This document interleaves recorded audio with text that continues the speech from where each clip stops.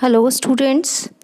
The word trigonometry is derived from the Greek word trigon and metron, and it means measuring the sides of triangle. In earlier classes, we have studied the trigonometric ratios of acute angles as the ratio of sides of the right angle triangle.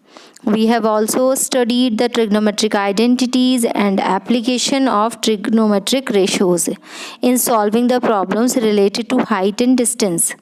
In this chapter, we will generalize the concept of trigonometric ratios to trigonometric functions and their properties. So, first of all, we will discuss about angles. What is angle? Angle is a measure of rotation of a given ray about its initial point.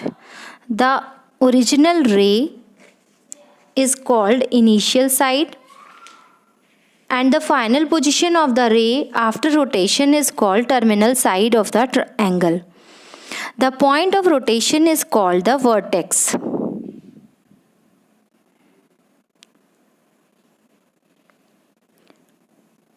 If the direction of rotation is anti-clockwise, the angle is said to be positive. And if the direction of rotation is clockwise, then the angle is negative.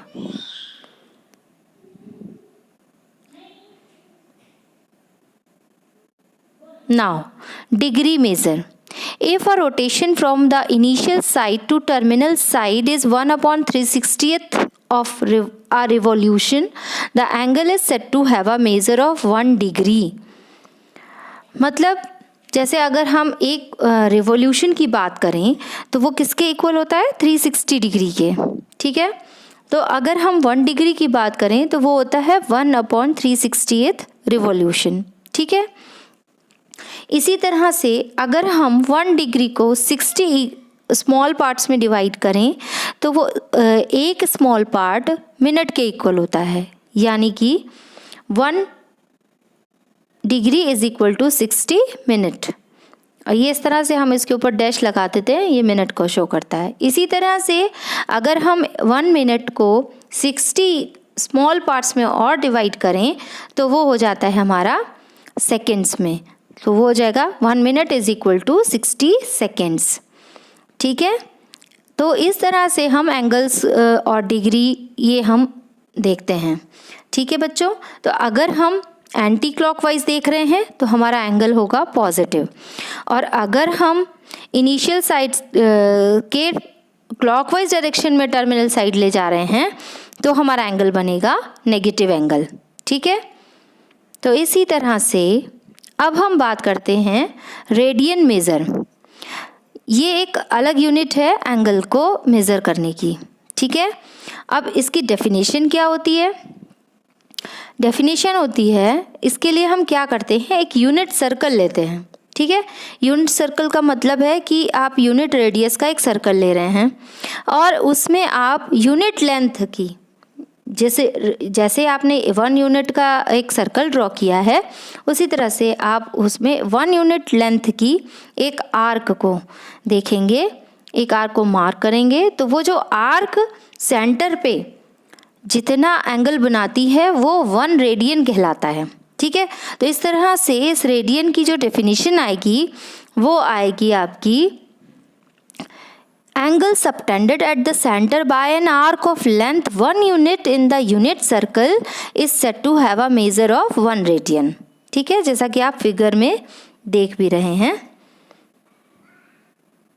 कि यहाँ पे ये 1 unit length की हमने लिया arc और unit radius है, तो यहाँ पे जो हमारा एंगल बना वो 1 रेडियन बना.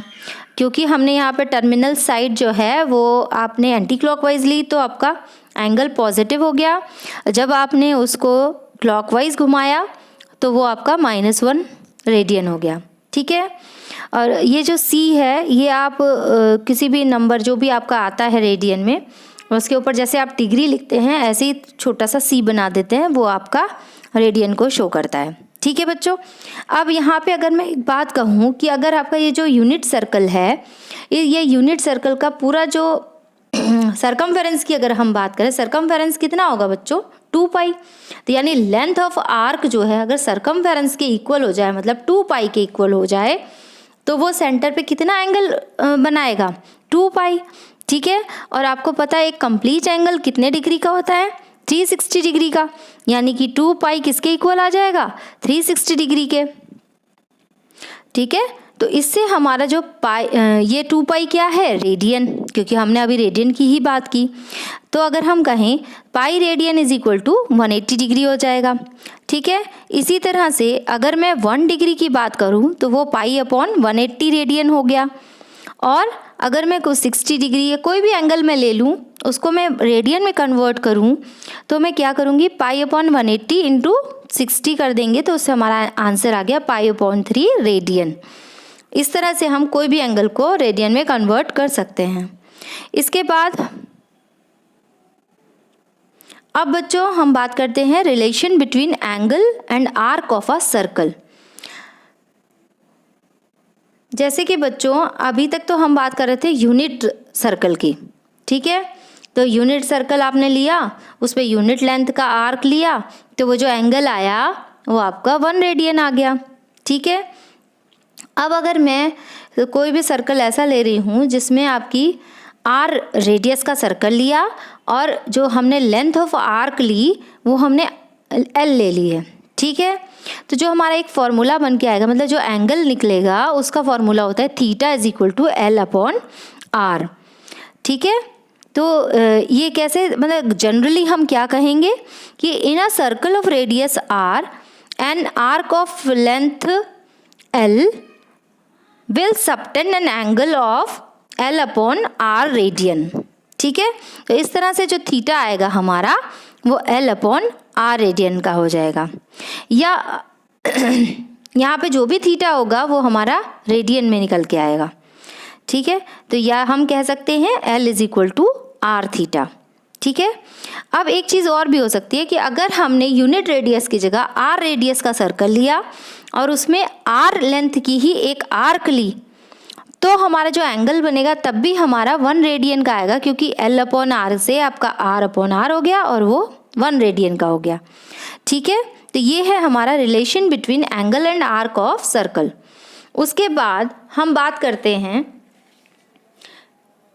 Relation between radian and real numbers की।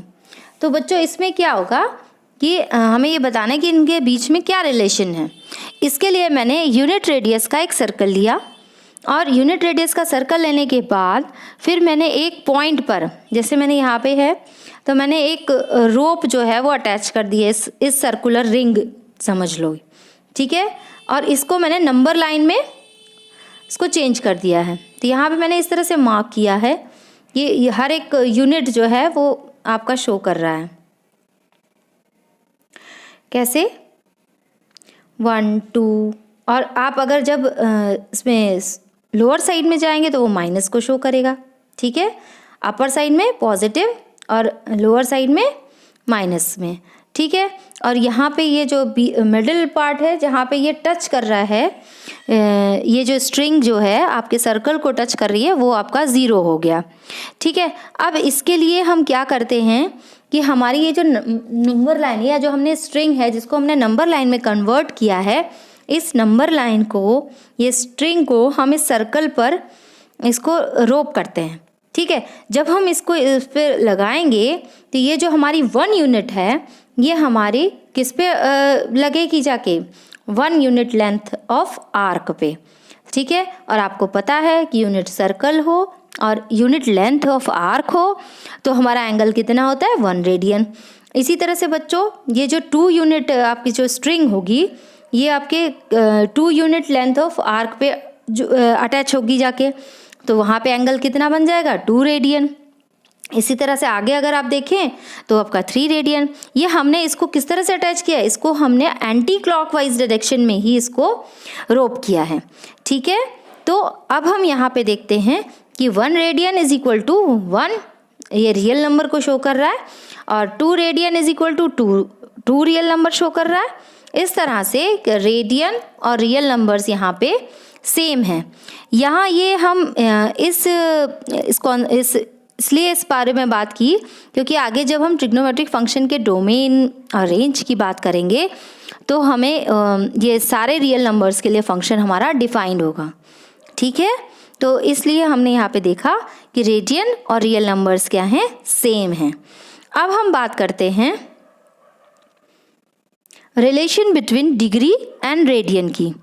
तो डिग्री और रेडियन में क्या रिलेशन होता है बच्चों, अभी हम लोगों ने पढ़ा कि 2 pi is equal to 360 degree, इसी तरह से 1 radian is equal to 180 degree upon pi. तो हम इसको जब हम सॉल्व करेंगे, क्योंकि यहाँ पे हम पाई की वैल्यू 22/7 लगाएंगे, तो ये हो जाएगी हमारी 57 डिग्री 16 मिनट अप्रॉक्स, ये वैल्यू आएगी। इसी तरह से 1 degree is equal to pi upon 180 होगा और ये वैल्यू आएगी हमारी 0.1746 रेडियन, ठीक है।